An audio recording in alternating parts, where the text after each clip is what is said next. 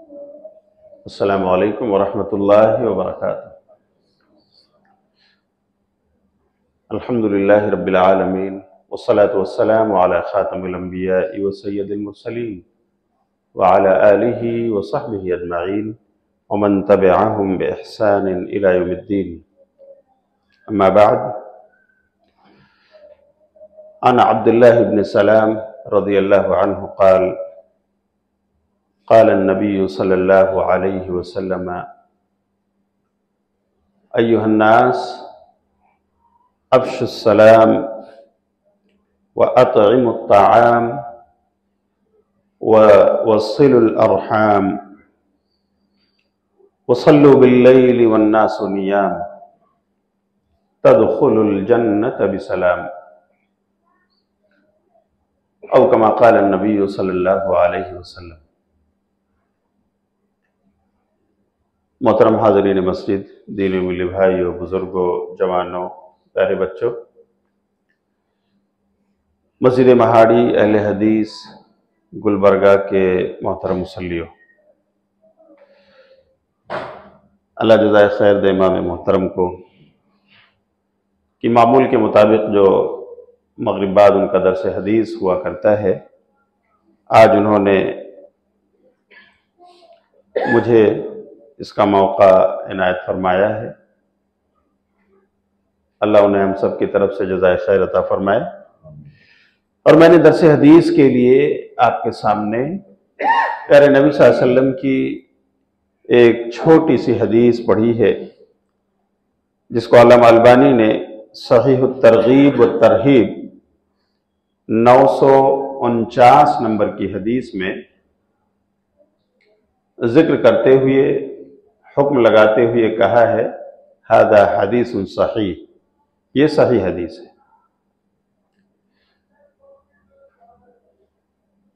इस रिवायत के रावी, इस हदीस को बयान करने वाले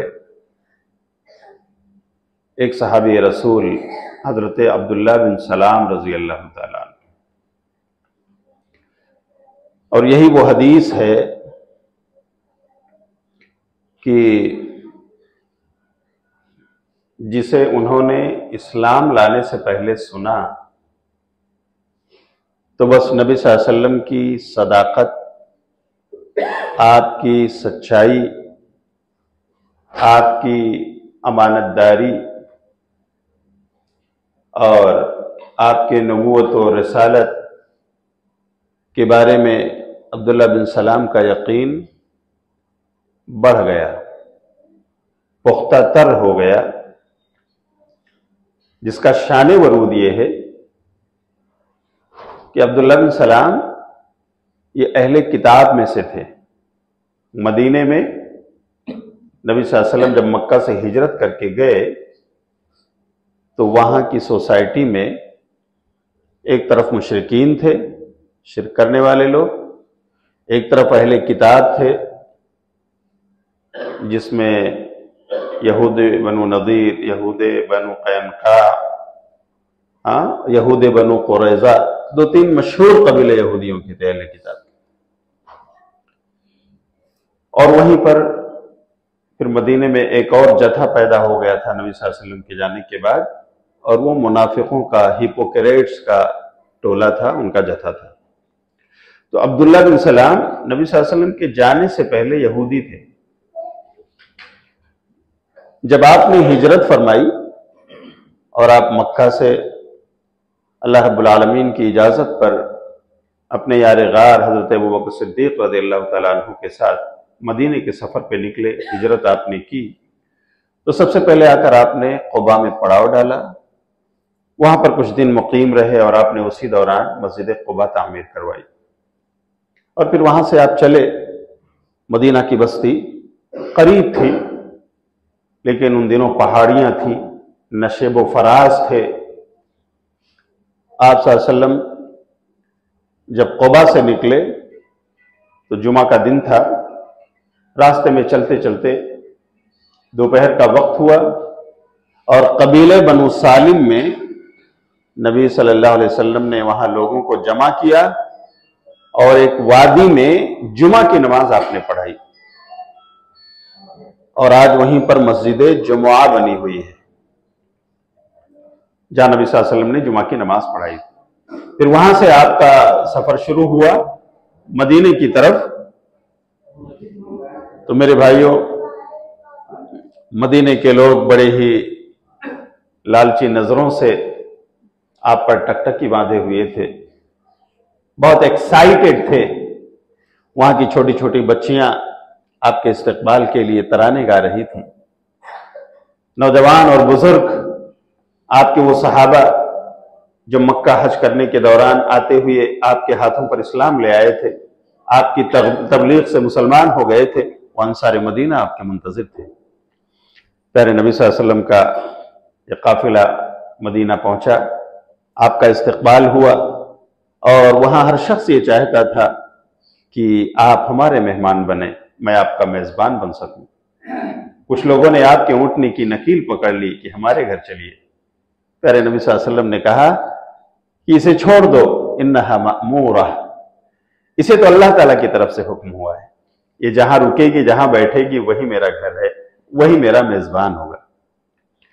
तो बहरहाल नबी सल्लल्लाहु अलैहि वसल्लम चले, अपनी ऊँटनी पर आप सवार हैं और इधर बच्चियां तलअल बद्रु अलैना मिन सनियतिल वदा वजब शुक्र अलैना मा दआ लिल्लाहि दा, ये तराने पड़ रही हैं, आपका इस्तकबाल हो रहा है।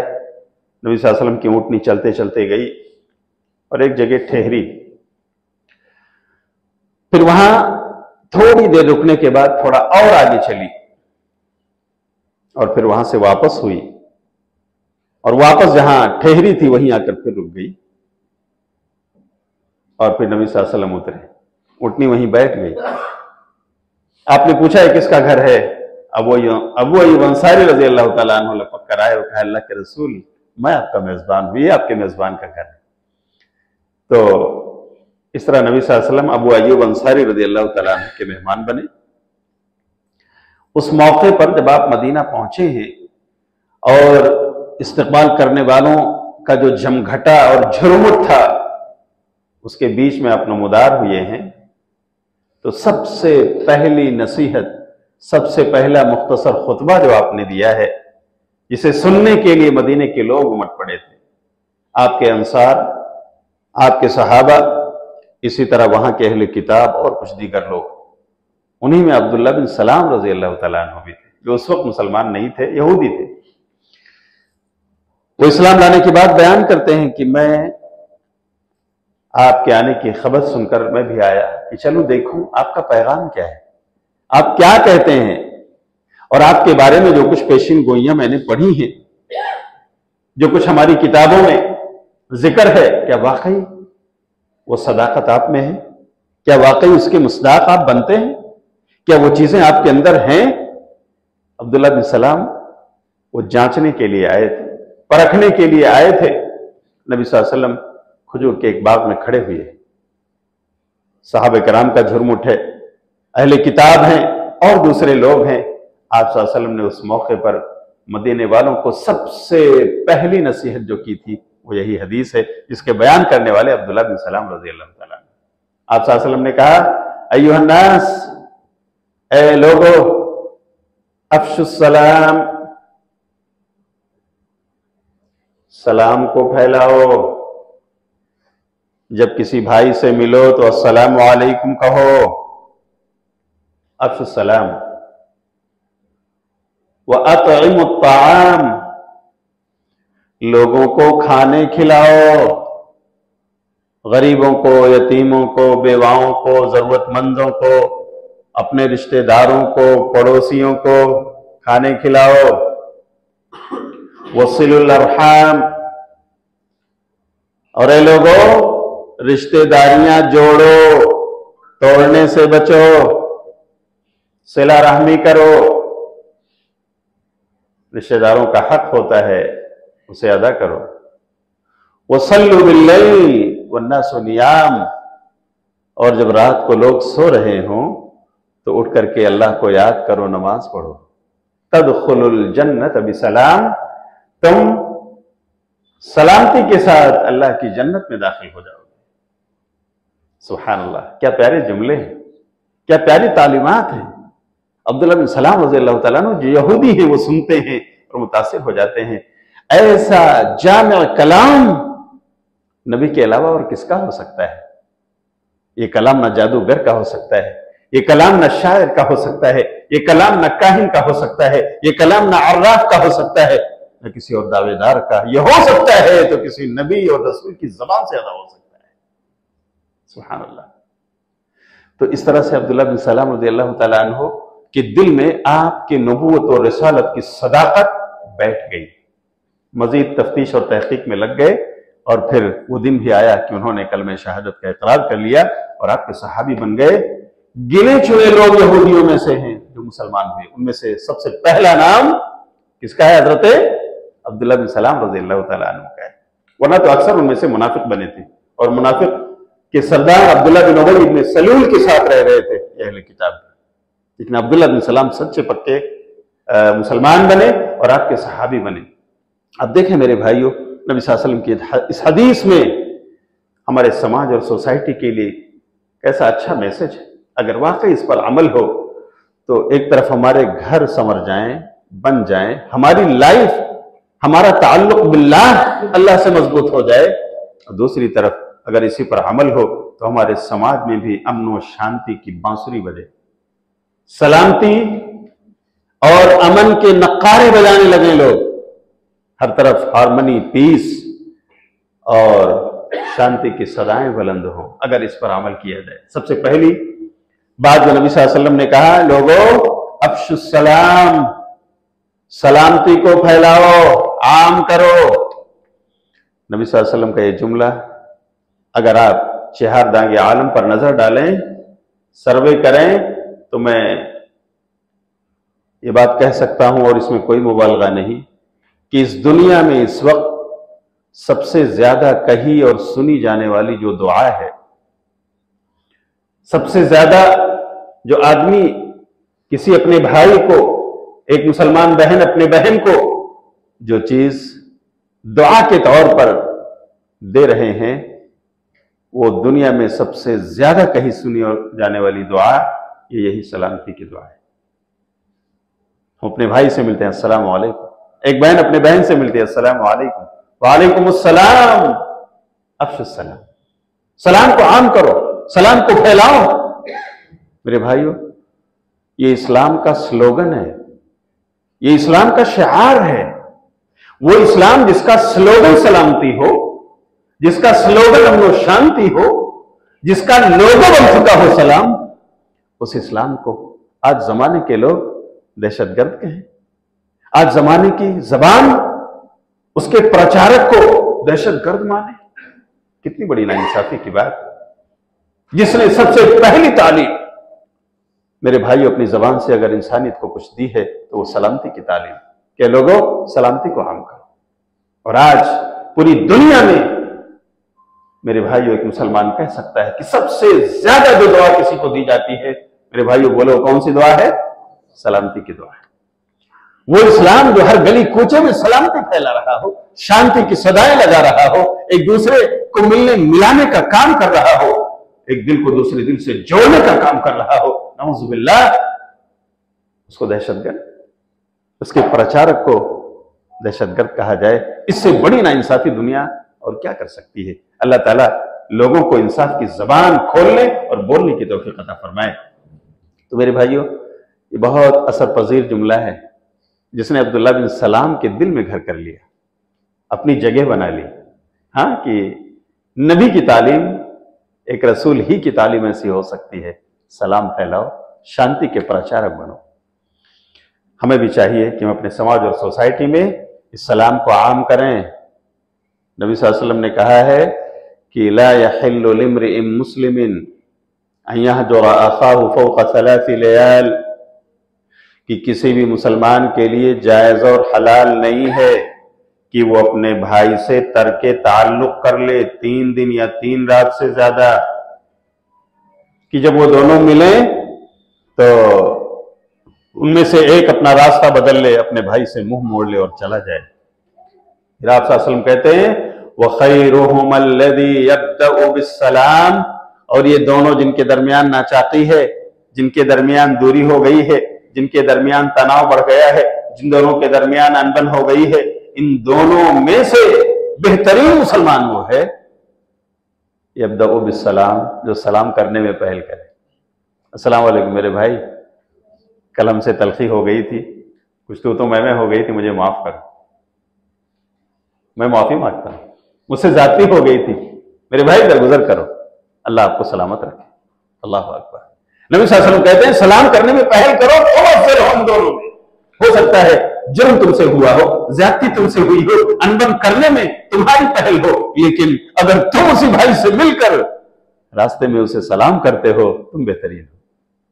तुम्हें एहसास जुर्म ने सताया है और तुमने अस्सलाम वालेकुम का नजराना उन्हें पेश किया है, जो मेरे भाई ये कीमती दुआ है। तो हमें भी आज रूठे हुए दिलों को मनाना है, और उन रूठे हुए दिलों को मनाने का सबसे बेहतरीन सोर्स बोलो क्या है?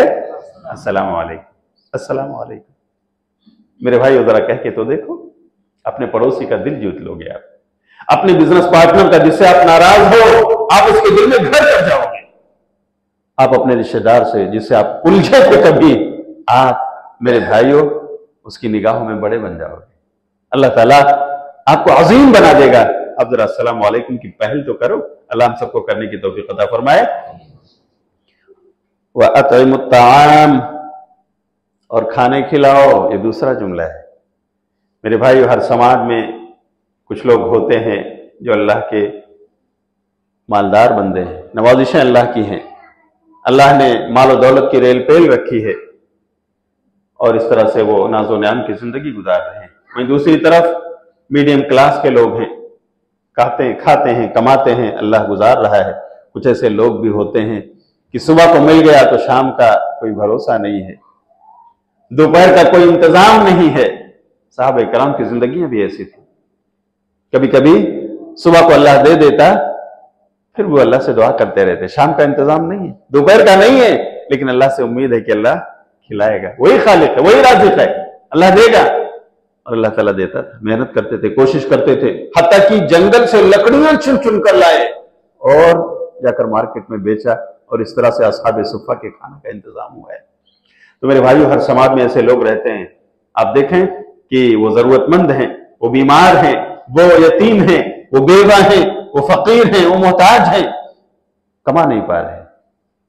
ऐसे लोगों के लिए एक समाजी नुस्खा यह है कि लोगों, अगर तुम खा रहे हो, खुशहाल हो, पड़ोसी का ख्याल रखो, रिश्तेदार का ख्याल रखो। नबी सल्लल्लाहु अलैहि वसल्लम ने कहा कि अपने घर में तुम सालन बना रहे हो ना, तो पड़ोसियों का ख्याल रखो, उसमें पानी ज्यादा डाल दो, उसका मरीक और सालन बढ़ा दो, और एक प्याला अपने पड़ोसी के यहां भी पहुंचा दो।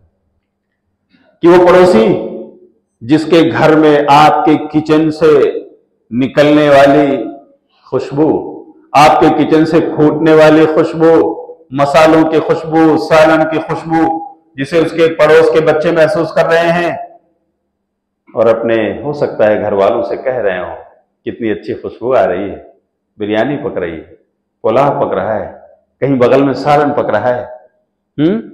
हमारे घर भी होना चाहिए। मेरे भाई प्यारे नबी सल्लल्लाहु अलैहि वसल्लम ने कैसी अच्छी तालीम दी है। आप सालन बढ़ा दो, उसमें मरिक में इजाफा कर दो, शोरबा बढ़ जाए, और एक आध प्याला पड़ोस में पहुंचा दो। वो बच्चे शायद मुंतजिर हों कि हमारे यहां भी कुछ तोहफा आ जाए। दुआएं देंगे आपको गरीब के बच्चे, पड़ोसी के बच्चे। अल्लाह ताला आपके माल और जायदाद में और इजाफा फरमाएगा, आपके बिजनेस और कारोबार में और तरक्की होगी। जरा ये दुआएं लेकर तो देखो, किसकी दुआ आपको लग जाए और अल्लाह रब्बुल आलमीन आपको नवाजिशें अपनी अता फरमा दे। तो मेरे भाइयों, खाना खिलाना ये जन्नतियों का काम है। किसका काम है? जन्नतियों का काम है, मामूली काम नहीं है। हाँ, जब जन्नती लोग जन्नत में चले जाएंगे और जहन्नमी लोग जहन्नम में, तो जन्नती सवाल करेंगे कि मेरे भाई आप जहन्नम में क्यों गए? मा सलककुम फी सक़र, क़ालू लम नकु मिनल मुसल्लीन वलम नकु नुतइमुल मिस्कीन। तो वो जहन्नमी जवाब देंगे, जहन्नम में आने की वजह यह है कि हम नमाज नहीं अदा करते थे और हम मिस्कीनों को खाना नहीं खिलाते थे। सुभान अल्लाह। तो मेरे भाइयों, ये खाना खिलाना ये मामूली बात नहीं है। ऐसे लोगों के लिए इंतजाम करना, पड़ोसियों के यहाँ जरूरतमंद है भेजवा देना, या रिश्तेदार जिस तरह के जरूरतमंद है उनका ख्याल रखना, कुछ पकाना तो खास डिश उनके यहाँ भी भेज देना। ये असल में उनकी दुआएं लेना है, और उनकी दुआएं जब आपके साथ होंगी तो जन्नत में जाना आसान हो जाएगा। तो हमें इस पर भी अपने समाज में, सोसाइटी में अमल करना चाहिए। इस तरह समाज में एक कह लीजिए फजा पैदा होगी अपनाइयत की, भाईचारगी की, ब्रदरहुड की। और मेरे भाइयों, आप जानते हैं बहुत सारी मोहब्बतों का रास्ता पेट से होकर गुजरता है। सच है या नहीं है? एक शौहर, अभी बहुत सारे वाकयात आप सुने होंगे, एक शौहर कभी अपनी बीवी से इसलिए नाराज होता है कि टाइम पर उसे नाश्ता नहीं मिला, या टाइम पर उसे लंच नहीं मिला, या टाइम पर उसे डिनर नहीं मिला, या उसे जो चाहिए था वो नहीं पका, तो उसकी ख्वाहिश और मर्जी थी, बीवी ने वो नहीं पकाया, नाराजगी हो गई।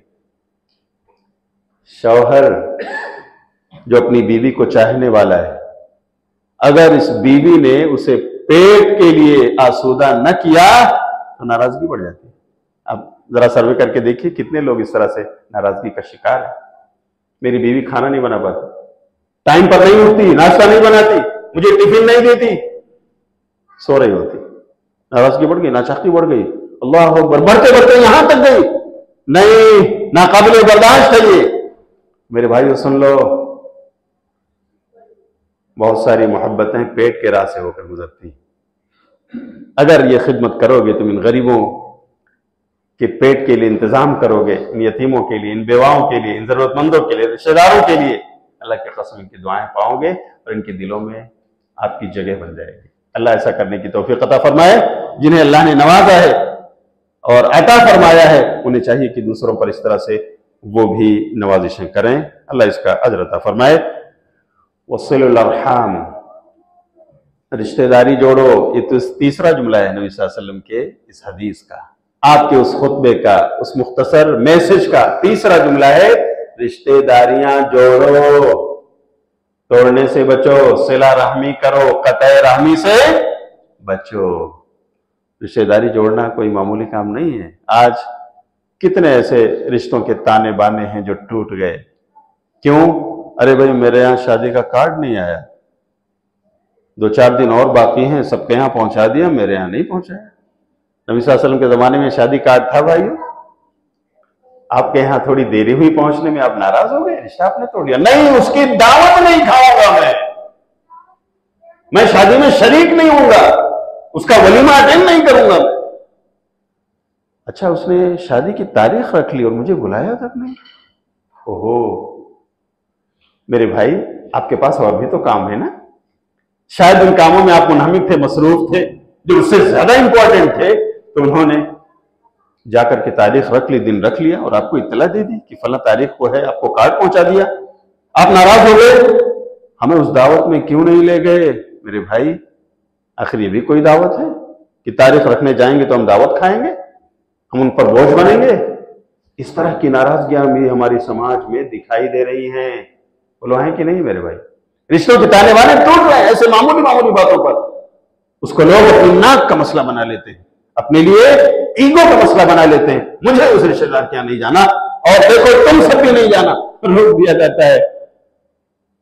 बहनें हैं, मामू के यहां मत जाना, भतीजा है, चचा के यहां मत जाना। करीब की रिश्तेदारियां टूटती हुई नजर आती है। नबी सल्लल्लाहु अलैहि वसल्लम ने कहा वसिलुल अरहाम, रिश्तेदारियां जोड़ो, उसके तकाज़ों को पूरा करो, ऊंच नीच हो जाए, बर्दाश्त, तहम्मुल, सब्र से काम लो। ये बहुत अजीम काम है। रिश्तेदारी जोड़ना, अल्लाह ताला इसकी वजह से उम्र में इजाफा फरमाता है। कैसे? बरकत देता है। नबी सल्लल्लाहु अलैहि वसल्लम ने फरमाया, जिसको ये चाहत हो कि अल्लाह ताला उसके उम्र में बरकत दे और उसे खुशहाल बना दे, तो उसे चाहिए कि वो सिला रहमी करे। क्या करे वो? सिला रहमी करोगे, रिश्तेदारियां जोड़ोगे, रिश्तेदारों की दुआएं मिलेंगी। आप उनके मुश्किल वक्त में काम आओगे, उनकी दुआएं पाओगे।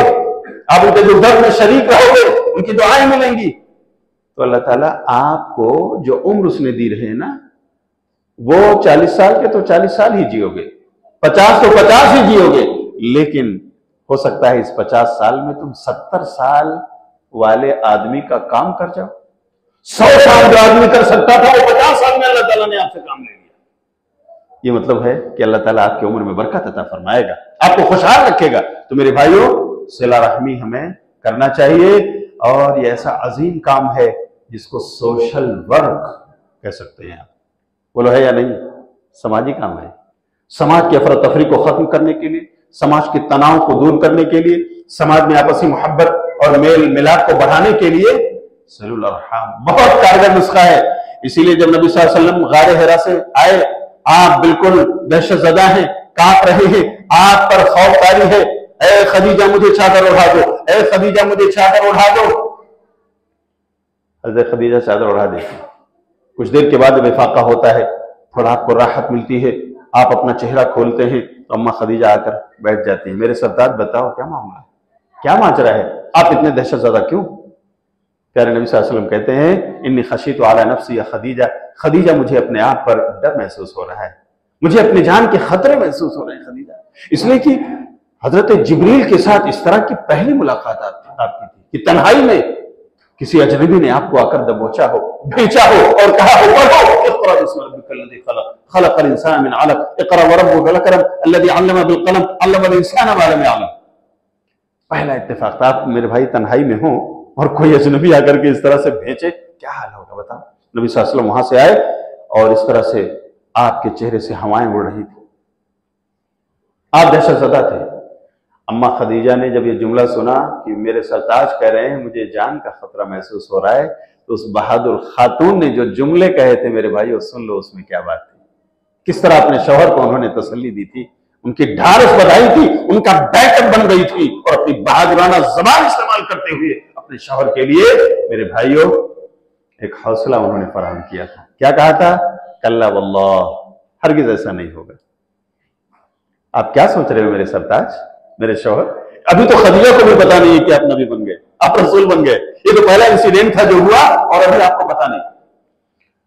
तो कहती है मेरे शौहर, आपको अल्लाह ऐसा हरगिज नहीं करेगा, ला युखज़ीक अल्लाहु अबद, मा युखज़ीक अल्लाहु अबद, अल्लाह ताला आपको रुस्वा नहीं कर सकता।